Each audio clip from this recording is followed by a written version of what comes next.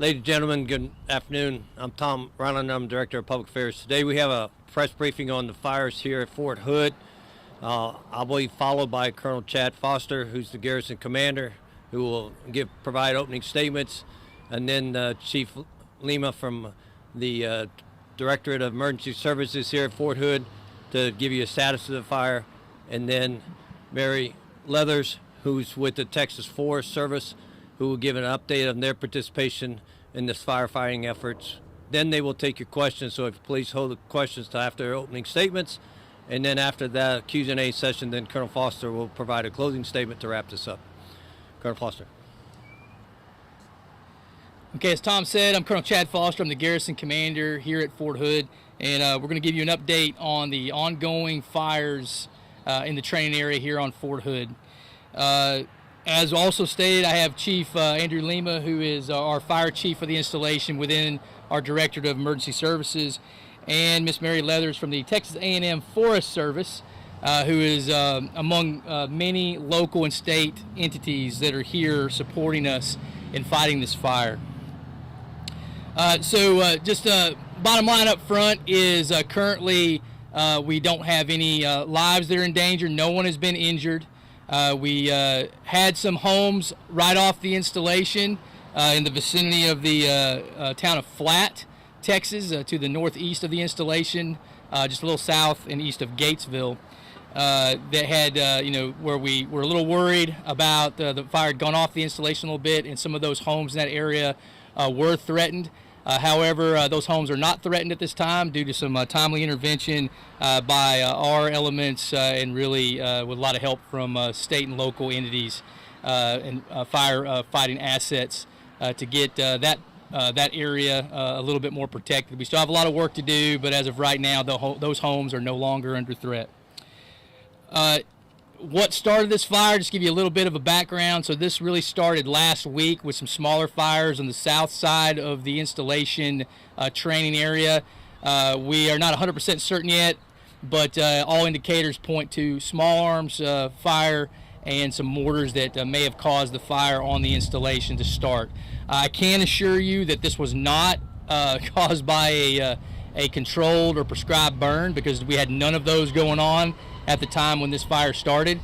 So that was not a cause for this fire. And really, late last week, we thought we had things pretty well in hand, but on Sunday, I think as everyone that was in the area will attest to, we had a pretty significant shift in wind conditions and hotter temperatures on Sunday too. So in the span of about 2 hours, roughly, winds picked up significantly, and the direction of the wind changed, which caused the situation to deteriorate quite a bit, which led us to kind of where we are now. But a lot of work has gone on really over the last day through the night and into today to get us in a better spot. And I'll leave the technical side of that and some of the updates to Chief Lima, but let me just give you some things that'll help you as well.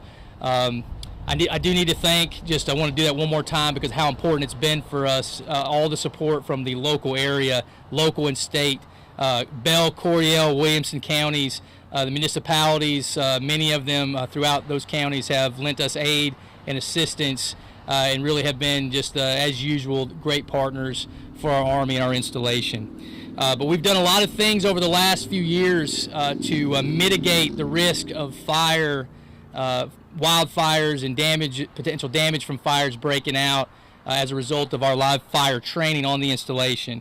And I'd just like to give you some numbers on that because I'll tell you right now, if we had not done those things over the last couple years, this situation had the potential to be a lot worse than what it is. And while we're not yet completely out of the woods yet, we still have a lot of work yet to do. I think as the hours go on, conditions permitting, we're going to be in a much better place. But we've done a lot of controlled burning over the last really 3 years, with even more in really the last several months than what we've done previously. And you're talking about a total of about, up to this point in this year, going back to all the way to 2020, we've done 35,688 acres of prescribed burning. And what that does for us, that eats up that fuel, that makes it less likely for a fire to take and definitely to spread out of control. And then we've also done a significant amount of maintenance on our fire breaks throughout the installation. 844 miles of fire break maintenance, really going all the way back to last year, to FY, fiscal year 21. So a lot of great work has been on that. And as you can see, that even under the best of conditions, given how dry it is here in Texas, given the amount of training that we have to do here, vigilance is always necessary. And again, luckily we have that great partnership with Central Texas to help us through it. So I'll stop right there. I'm going to turn it over to Chief Lima so he can give you an update from a professional firefighter's perspective, and then we'll have Mary come up and give you a little bit of a perspective from another agency that's been helping us out here on the installation. So, Chief.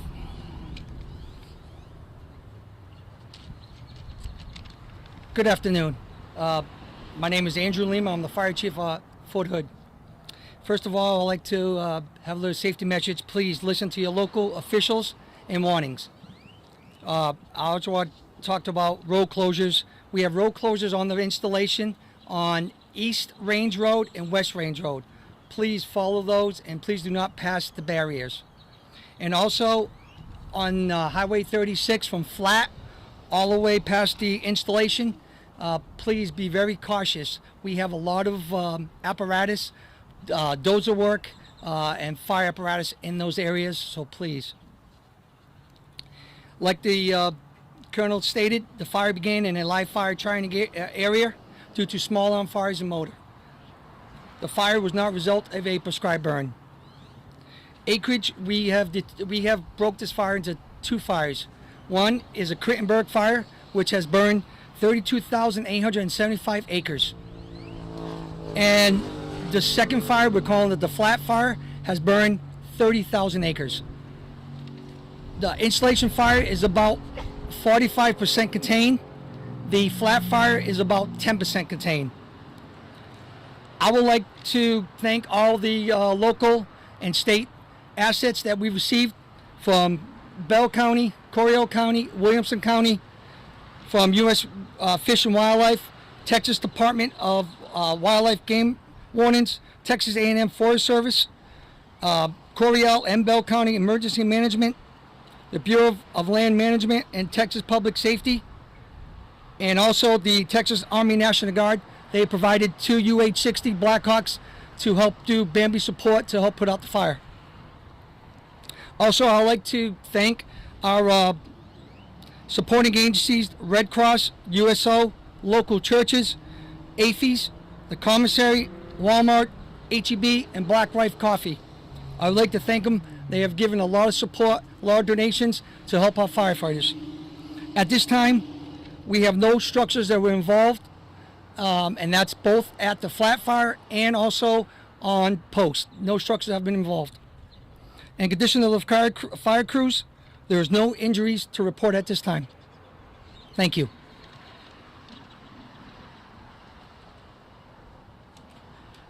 Good afternoon. I'm Mary Leathers. That's Leathers. I am a public information officer with the Texas A&M Forest Service.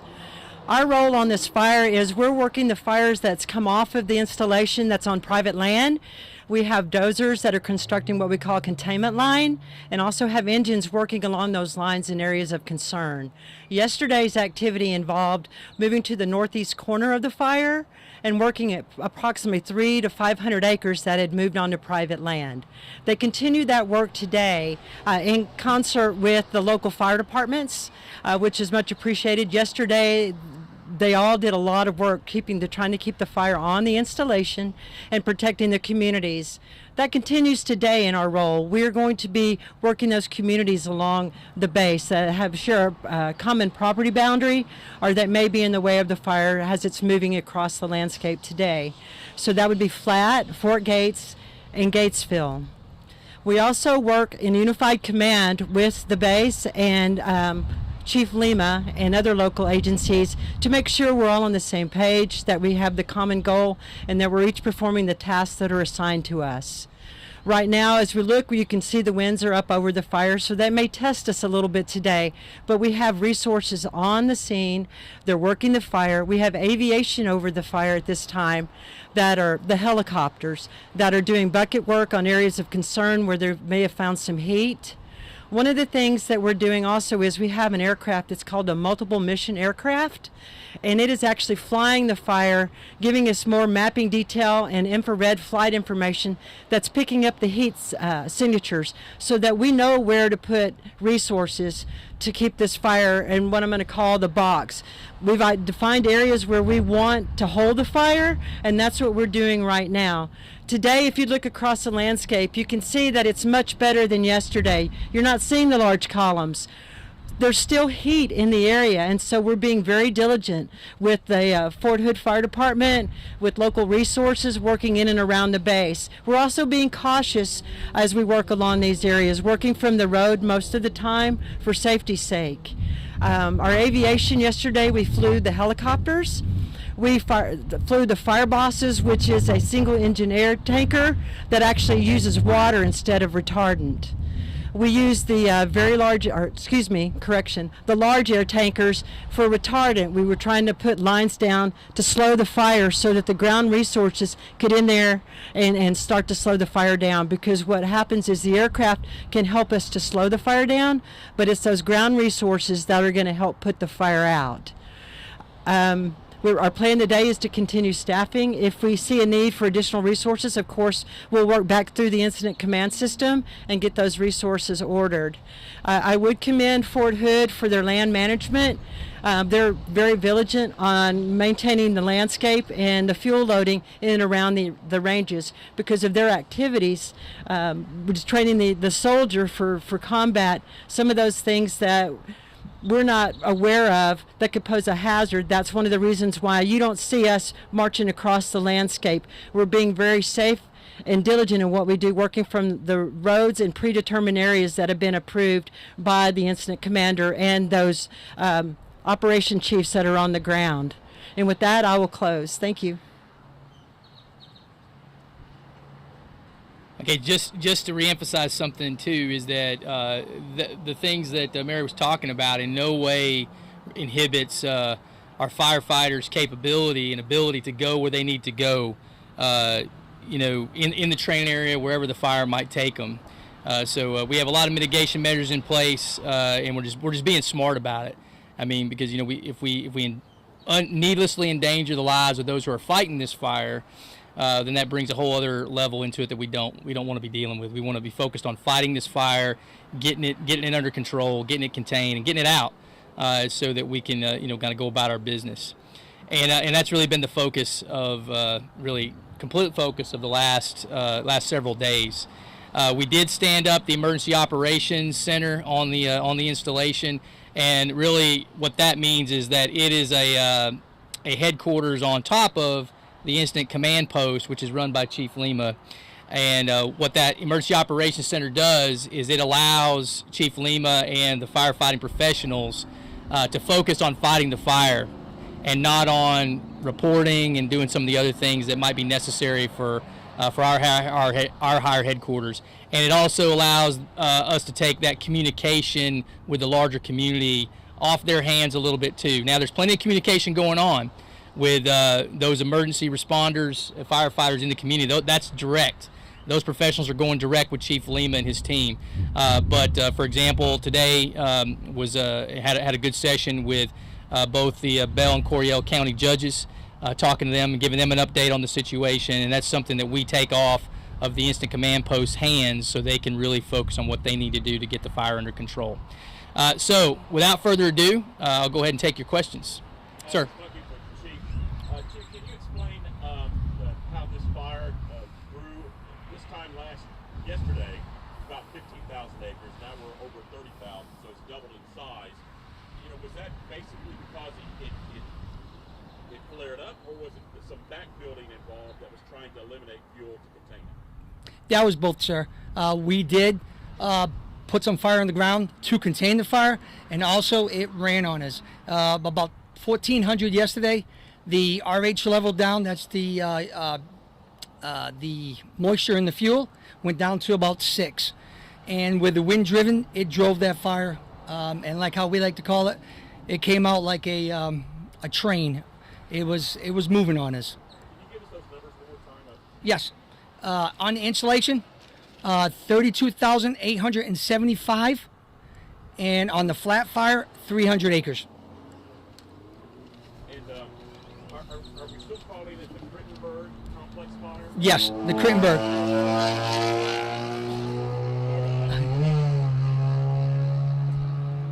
it still 3 fires in one, or are we just still saying it's 2? 2 fires, one on the insulation and one off the insulation.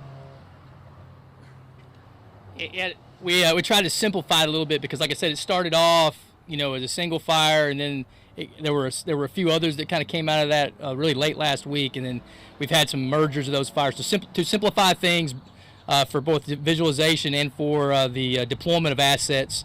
Just the 2 fires is now what we're tracking. So, Andrew Moore with Channel 6 News. So obviously, people in Gatesville were concerned about this. People in Flat had to prepare to evacuate. What can you guys do, and what do you say to those people to assure them that this sort of thing is not going to happen again?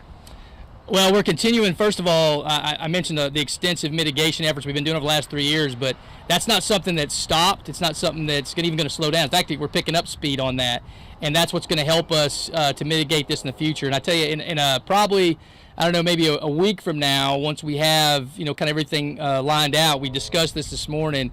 Bell, Coryell, Williamson County, but especially Bell and Coryell County, we're going to get all of our experts together, and we're going to do a after-action review to talk about, number one, how do we speed up communications even faster so that we can better posture ourselves to react to something like this in the future. So that'll get the speed of communication up.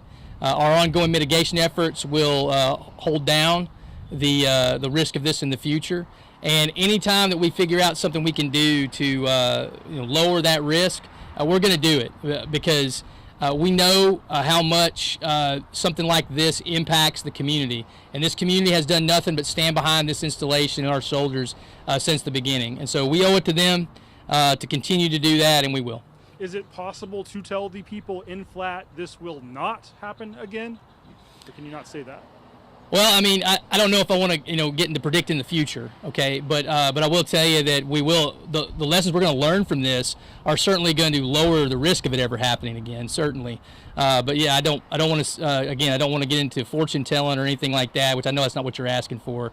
But but I can commit to you today that we're going to be putting our maximum amount of effort into learning from this, so that the risk of that is certainly lowered for any future events. Did Highway 36 act as a fire break for the crews? Is that a natural fire break? Did that give you all an advantage of getting that containment and stopping that forward movement into Flat and Gatesville? Actually, what benefited us were the interior roads where the installation stops and the private land begins. There was some fire that crossed the road in there. But because of the vegetation, it was started to check itself up and our reduce in activity as we moved into the evening. That's why we put the dozers and the strike team of engines in there to work that line. The line that was constructed, we worked along the engines along there to cool the hot spots. In areas where we needed to had pockets of fuels that may be a future threat, we mitigated those last night with doing small burnout operations that we knew we could hold and manage.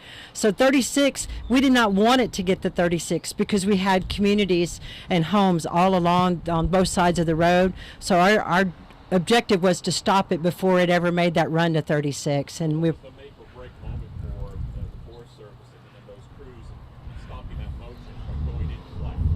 So what happened was the local fire department started to work on that northeast corner because it had come off base. They did a really good job of slowing the fire down. We could tell from the way that the smoke was coming off of that end of the fire that they were being effective, and they were also in there doing structure protection. We moved in that evening as when we arrived and tied in with the locals and also with Fort Hood and made a decision that we needed to start to construct line to keep the fire out of the community and away from the structures. There's several structures that are people don't see that are back into that in the woods. So we took care of those with structure protection, what we consider point protection. There was engines assigned to them. So that was our make or break, was to get that line in, work that line, and make sure that it was cool from the line inside the fire for a certain distance, and they were effective with that. I will say they're continuing that work today, because now we're coming on to the period of time during the day when we may see more activity from the fire, higher temperatures, the wind speeds have picked up a little bit, and we have lower relative humidity. And the underlying thing that people need to understand is we're in a drought situation. We have fuels that are dead and dry. From last year, we had a summer that was wet with an extended growing season. So there's a lot of vegetation on the landscape that we're having to deal with that sometimes makes the fire more resistant to control. So we have to have the right resources at the right place to try to control the fire as best we can. We're working against Mother Nature, and so far we've been effective. Once again, it's a good day when we can report no injuries and no home loss, and we're continuing to move forward to work this fire. One thing I will say is this is not going to be a 48-hour fire. This fire is going to last several days, if not weeks, for resources to be vigilant on it and to continue to patrol and monitor it. That's what we do. We don't leave this fire base, especially with the conditions that Texas is experiencing right now. So with that being said, people need to be vigilant out there and do what they can to reduce the fire starts. Thank you. Is the fire heading towards, it's right there at 184 and East Range Road. Is it heading more towards 36, or is it heading more towards Northwood Hood? It is heading towards, the fire's on more of the 184. The fire has, it was about 1.3 miles from 36. Okay. And so 36 is not in danger. They're gonna, all those small communities along there, they're good to go. They may see some smoke, but other than that, they should be relatively okay. Sir, like we said earlier, it's only 10% contained. So everybody has to be vigilant and make sure that they listen to the local and warnings of the locals. Thank you. And so, Foster, Adam Schindler, 25 News. Can you kind of explain how this fire started? People around here, especially in the clean area, used to hearing them starting on like the heavy firing ranges, but this started on a light firing range. Can you kind of explain that for people that don't understand? Yeah, so Chief Lima talked about, small arms fire and mortars. Those is a combination of those two things right now that we think is what led to the fire breaking out. So you're right. Under normal circumstances, we generally see our tanks, our bigger guns, our artillery systems, our Bradley fighting vehicles that have the larger caliber weapons are the ones that generally start these fires more often. In this case, you add into it a situation where extremely drought conditions, which really is what led to something that normally we probably wouldn't have thought would have started a big fire, kind of getting us there. And really it's that plus, and then on like I said, on Sunday afternoon, about 2 in the afternoon is when we had a change in wind direction, and then of course with a hot day, and that's what kind of turned the tide and made this a bit of a bigger situation than what we thought it was going to be, really going into Sunday morning. So that's kind of how we got to where we're at. After we're done fighting the fire, we'll figure out exactly if there are any other additional details that we need to learn from range operations to kind of prevent this happening again. But right now, it doesn't look like it's anything particularly unusual. But we'll know more in the coming weeks. Any more mitigation efforts you might take in the future to stop or at least lessen the chance of this happening? Yeah, I mean, absolutely. We're going to look at this for the rest of the summer. I mean, training is what Fort Hood does. I mean, that's our contract with the American people is to be ready for anything that might come our way, and that requires training. However, we have to find ways to do that safely under the conditions that we find ourselves in. And with the summer being such that it is, we're going to have to go and look really hard at the mitigation measures that we normally have in place, implementation of maybe some more as we develop them. But certainly we've got some things we have to do to remain safe for the rest of the summer. when we're talking about mitigation, would this mean that that you should not be doing exercises with mortars in the conditions that you had this week, or that you wouldn't do that in the future? No, I don't think it means that. I mean, it could. I mean, depending on what the conditions were, but I think it's just more about posturing assets maybe. We do have policies in place at certain, if we reach certain levels of conditions, range, we call them range conditions, which takes into account heat, the humidity, how dry it is, how much precipitation we've had, where we restrict the use of certain types of ammunition that are more prone to starting fires. So we'll obviously go back and we'll look at that to make sure those things are sufficient. And I think that whatever we need to implement in addition to what we already have in place, we'll do so. Does it look like mortars should have been not allowed this week? I mean, no. I mean, I wouldn't go as far to say that, hey, there certainly was not something going on training-wise that should not have been going on. Because I'll go back to what I said before, is that had there not been a change in really wind speed and direction at the time that it happened, I don't think we would probably be standing here, or it's likely that we wouldn't be standing here having this press conference and having the situation severe that it is. It was a combination of a lot of different things, to include, a hot Sunday with a change in wind direction that made the fire go in a direction that we thought it wasn't going to. And if Chief Lima, you got anything additional on that, I can let you talk. But that's kind of where we're at. Do you have anything you want to add, Chief? No, sir. Okay. Here in Bell County, we've been seeing smoke looming up in Fort Hood for about a week. Do you have anything to say to people who might think that this press conference came way too late?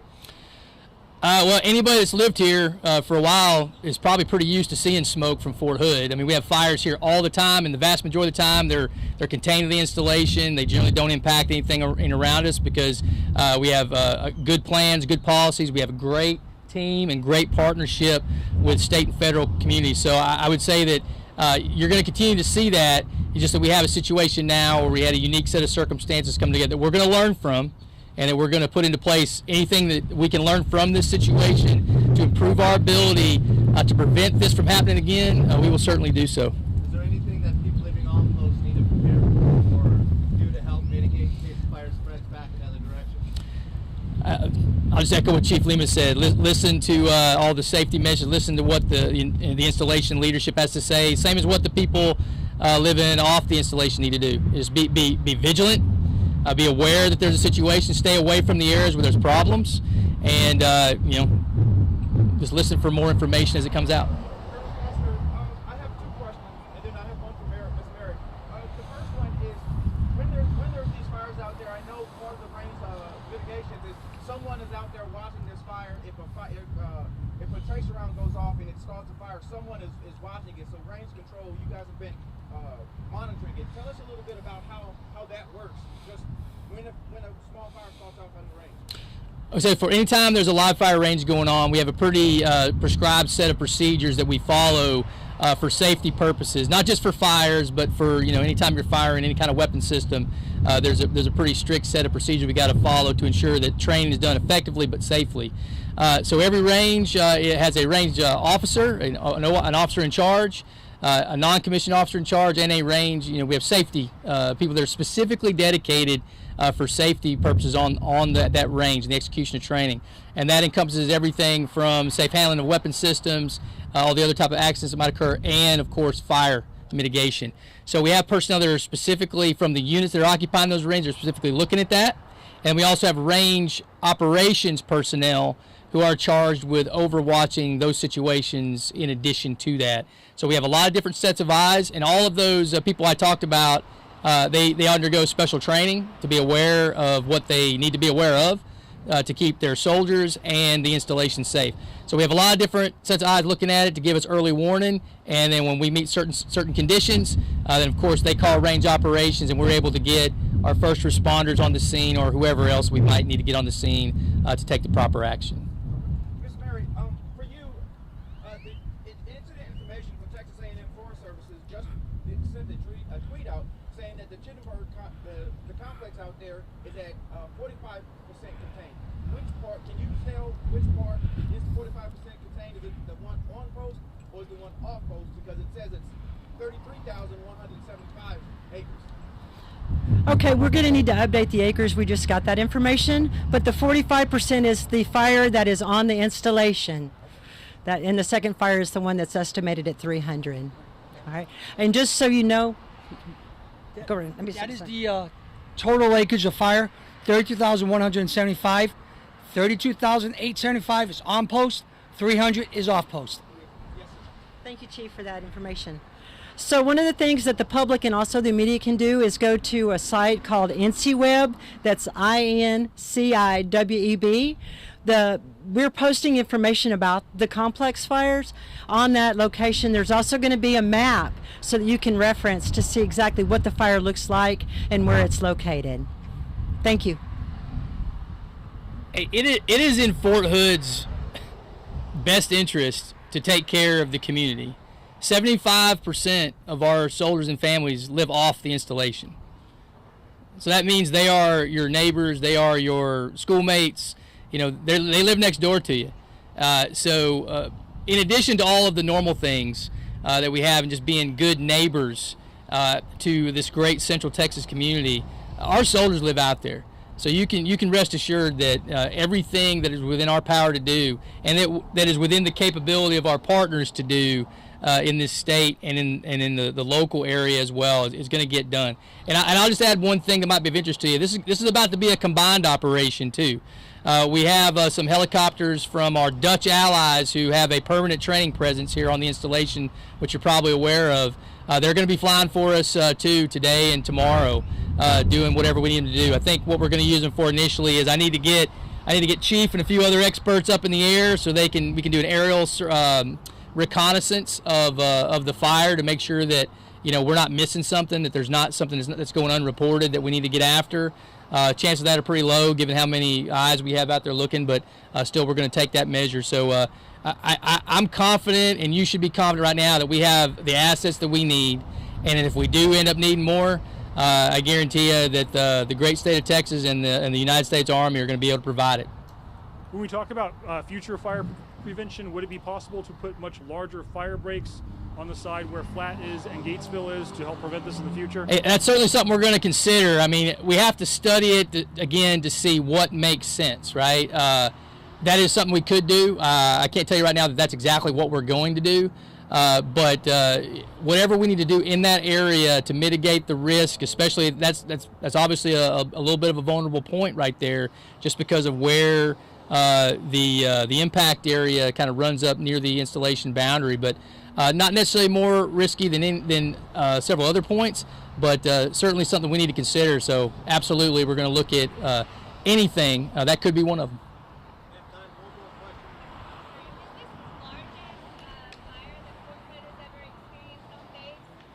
Is it? Okay. I should probably let Chief talk about anything specifics on that. I know we had back in 18. I think probably most people remember, we had 18. We had a big one. We've had several big fires on the installation. This one's pretty big, obviously, and it got on us pretty quick. But I think that if you think back to, I believe it was 18, right? Yes, sir. If you think back to 18 and how long that took for us to start getting a semblance of a hold on it, I think you're seeing a bit faster progress on this one. Again, we're not declaring victory. There's still a lot of work to do, and a lot of things could change over the next day or so. But I think what you're seeing is the result of a few things. Number one, you're seeing the result of those mitigation measures that we've been undertaking for the last 3 years. Okay, number one. Number two, you're seeing fantastic coordination and cooperation between our assets on the installation and our state and local partners. I mean, I tell you, I could not have asked for better support on the installation than what we've gotten. And one thing that I'm not sure if I said it earlier or if anybody said it earlier, while incident command is split on the installation and off the installation, we are co-located. Our incident command centers are co-located. So what that does for us is that allows us to avoid any type of stovepiping of information. It allows us the most rapid coordination as possible. And if, for example, if something were to arise off post where the local community would need their assets back or need other assets to help them, this allows Chief Lima and our team from Texas A&M Forest Service to coordinate that to help the community off. This isn't just about Fort Hood. Okay, that should be pretty clear. So if we were to have that situation arise, we would be able to do that very quickly and very effectively, and I have absolute confidence in that. Hey, thanks to everybody coming out today. Thank you.